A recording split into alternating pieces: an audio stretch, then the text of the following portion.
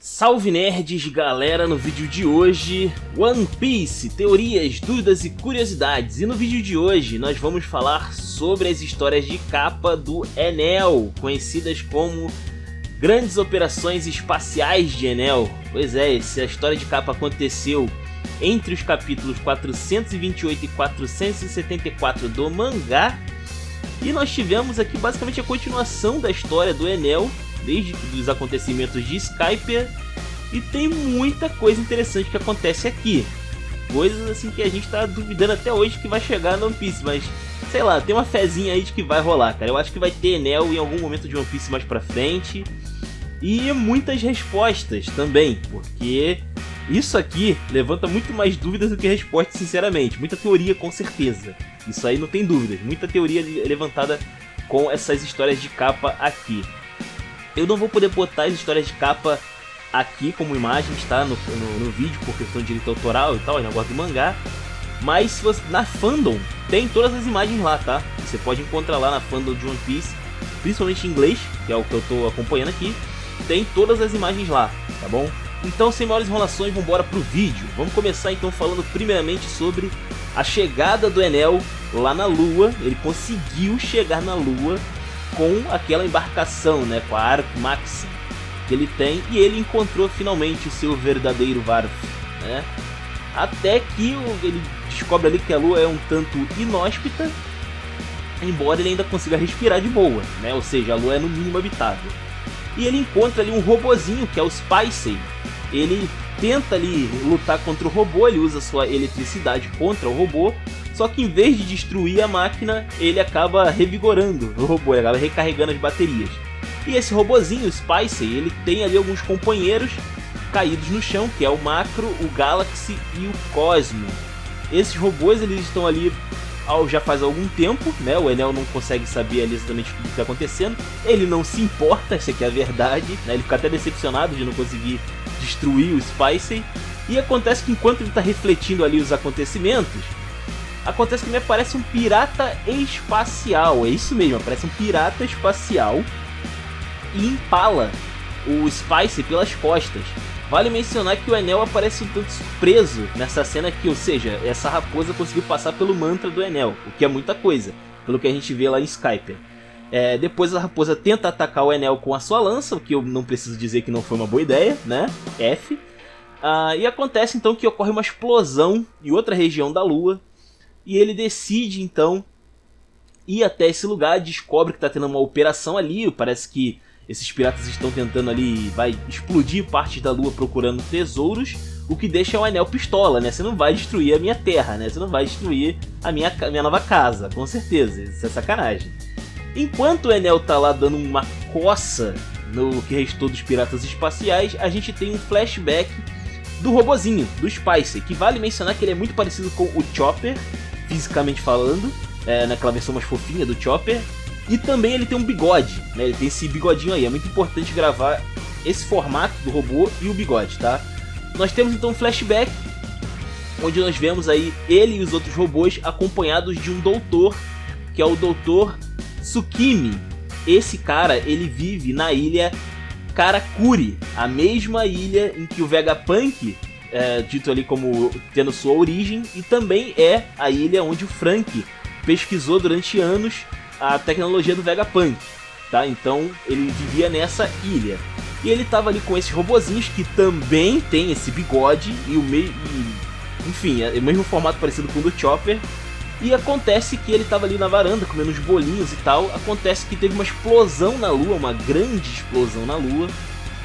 E essa explosão fez com que o cara ficasse tão surpreso que ele acabou engasgando com o bolinho e morrendo.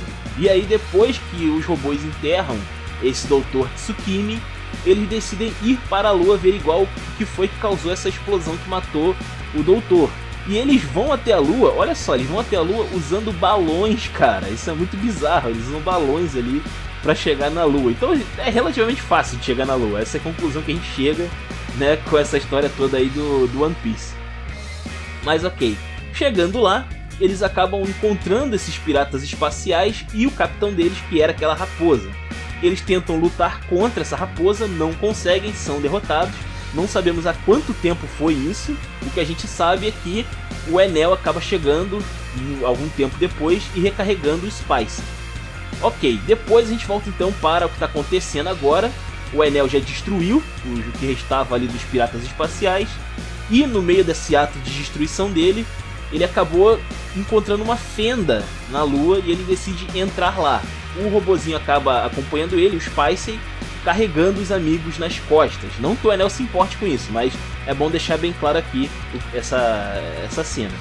E acontece então que quando o Enel entra na Lua, ele descobre uma cidade. Tem uma cidade subterrânea ali. Tá em ruínas, o lugar tá desabitado, tá escuro. Já faz um bom tempo que alguém não passa por ali, a princípio.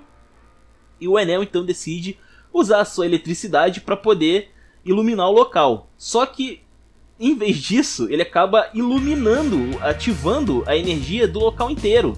O lugar, na verdade, ele é totalmente mecanizado. E não só isso, existem vários autômatos, vários robozinhos muito parecidos com o robô do Dr. Tsukimi. Também tem aparência parecida com o Chopper, também tem bigodinho. Só que a diferença é que esses robôs têm asas, tá? Igual àquela raça do céu que são os Birkans. E acontece que o Enel acaba então vendo essa cena bizarra, ele reativou a cidade inteira, apareceu um zilhão desses robôs, né? Ele já tá meio de saco cheio desses robôs aí.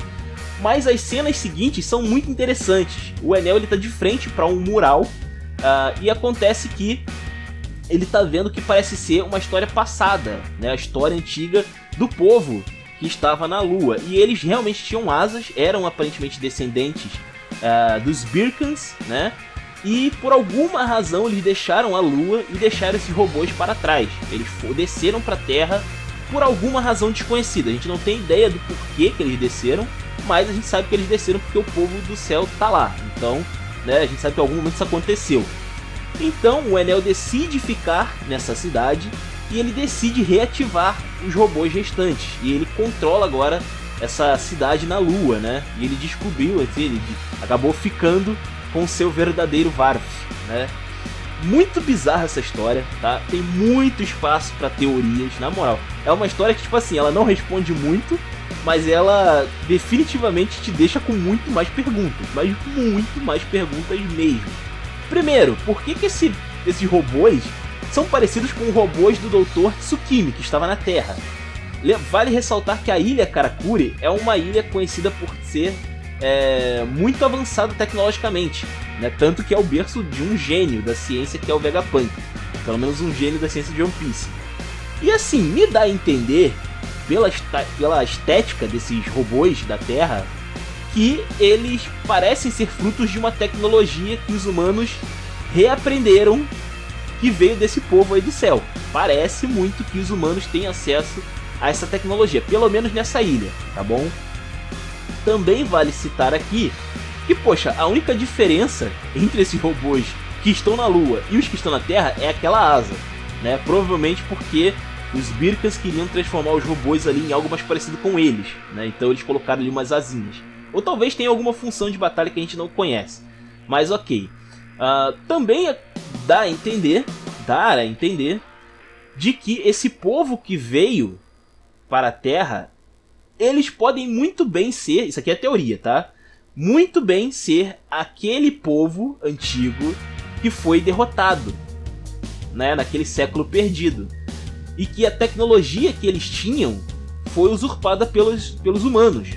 E talvez muita coisa do que a gente está vendo aí relacionado a armas ancestrais, várias coisas assim, possa ser característica ou desse povo antigo, ou ainda pode ser alguma coisa que os humanos usaram para derrotar esse povo.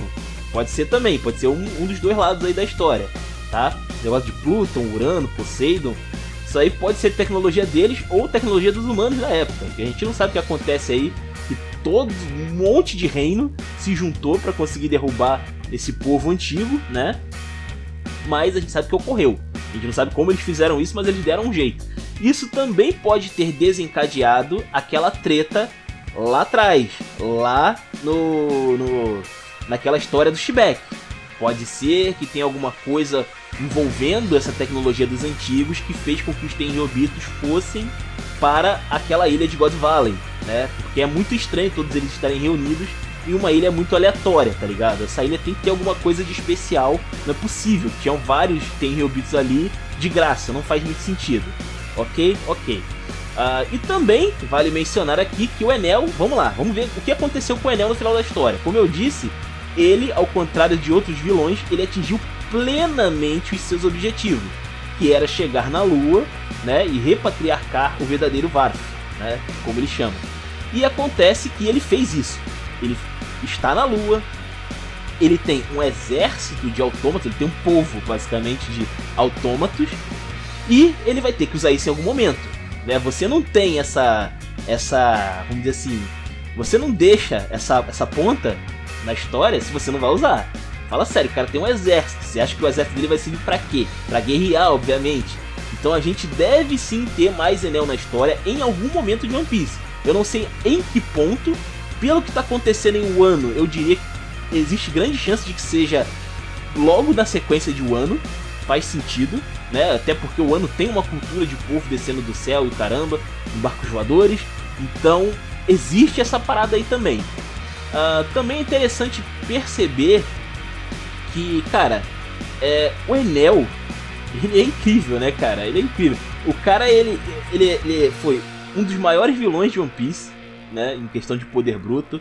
O cara, ele conseguiu se dar bem na história dele, mesmo ele sendo um vilão, ele conseguiu atingir plenamente todos os objetivos dele. E ele só deve ser derrotado agora que ele vai ter um novo objetivo, que deve ser voltar pra Terra. Eu imagino que, tipo assim, se existe alguma razão pra ele voltar pra Terra, a única razão que eu vejo é ele recomeçar a guerra do passado. É recomeçar essa guerra dos povos, desse povo aí, desses descendentes dos Birkans, porque, assim, não faz muito sentido ele voltar, sabe? Na prática, apesar dele ter algumas pontas soltas que indicam que ele poderia retornar, eu só consigo ver ele voltando se fosse pra ter uma continuação aí dessa treta do passado. Provavelmente com essas histórias aí que ele tá lendo nas paredes lá da cidade e tal, pode ser que ele acaba descobrindo por que essa galera desceu, o que eles estavam procurando aqui na Terra, e aí ele acaba decidindo então vir pra cá também. Pode ser, plenamente plausível que isso aconteça. Agora, quando que isso vai acontecer, como que isso vai acontecer, eu não faço ideia. Tem muita teoria que o pessoal já fez baseado nessa parte, nessa história de capa do Enel. E, cara, convido vocês a deixar aí a sua teoria. O que você acha que pode acontecer depois desses eventos aqui da história de capa do Enel? Você acha que ele pode voltar pra Terra? Você acha que os Mugiwaras que vão pra Lua, porque também tem essa teoria de que os Mugiwaras em algum momento vão para o espaço? Eu não acho que é impossível, já que, né, o cara conseguiu fazer, o Enel conseguiu fazer, então não é impossível de fazer. Mas ok, comenta aí, deixa aí seus comentários, suas teorias, né? Se inscrevam, compartilhem Taverna do Bacon, link na descrição. Eu vou ficando por aqui. Valeu, nerds! Fui!